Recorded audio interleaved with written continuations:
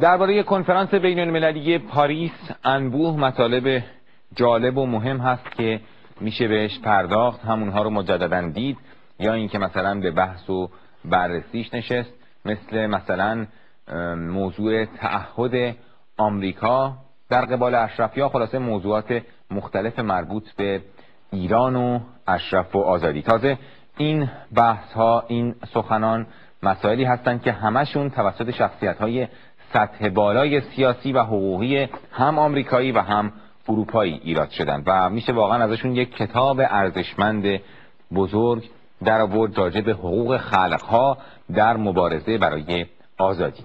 اما خب متاسفانه به خاطر حجم بسیار زیاد این مطالب برنامه ما گنجایش باز کردن و صحبت درباره هر کدوم از اونها رو نداره. میگن که آب دریا را اگر نتوان کشید هم به قدر تشنگی باید چشید. بنابراین ما سعیمون اینه که در هر فرصتی به یکی از این مسائل که خیلی هم مهم هستن بپردازیم. یکی از مهمترین مسائل این کنفرانس بحث تعهدات آمریکا بود.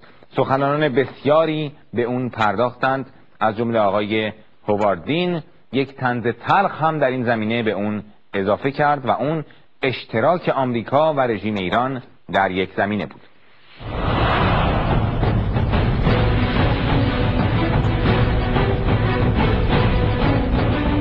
Let me make it clear, as we have in our discussions, that the United States of America is not only morally but legally responsible for what happens to the 3,400 unarmed civilians in Ashraf.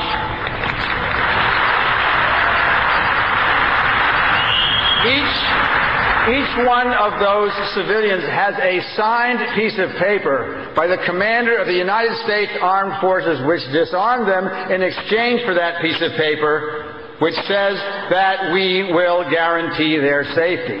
And the fact that the United States government has dithered for 12 months and not kept their word does not absolve them from the moral and the legal responsibility that they have for the lives of these unarmed civilians in Ashraf.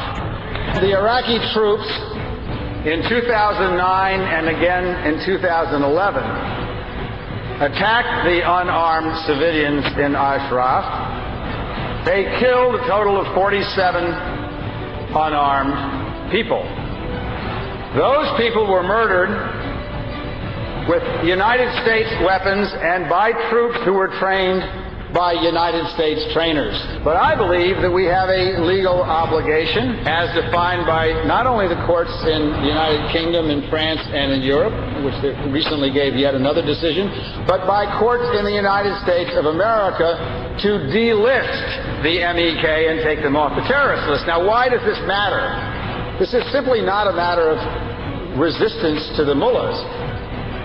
I have talked to a number of people in a number of governments, and so have a lot of other people in this panel, about who might take the 3,400 unarmed Iranian civilians as refugees. And one of the issues that comes up is that they are on the terrorist list of the United States. There is no legal basis for them to be on the terrorist list for the United States. Our court, the District of Columbia Federal Appeals Court, has said so. And the State Department has done nothing for 18 months to give clarification to that order. I always believed that the United States was a nation of laws. Where is the rule of law in the United States if our own State Department refuses to abide by the court decisions of the United States of America?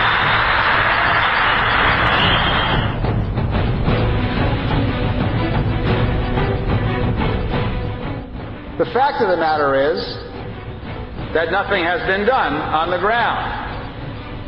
That the conditions at Camp Liberty are not satisfactory by all accounts, by the United Nations Ambassador Kobler, their special representative, by the UNHCR, by the United States, by all accounts. We cannot afford to delay anymore. As Madam Rajavi said, we delayed 5 months. Fortunately, we were able to extend the deadline, the execution deadline that was given by Prime Minister Maliki.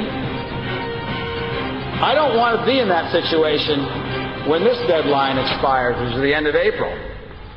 And so I now call on the United States and the United Nations to begin processing refugees in Camp Ashraf so there's no further delay by the Iraqi government.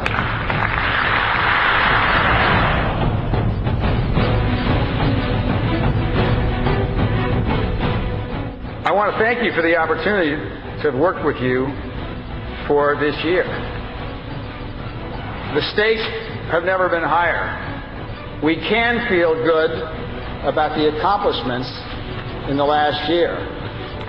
But my physician training said until every single Ashrafi is safe, the accomplishments are not enough. Thank you.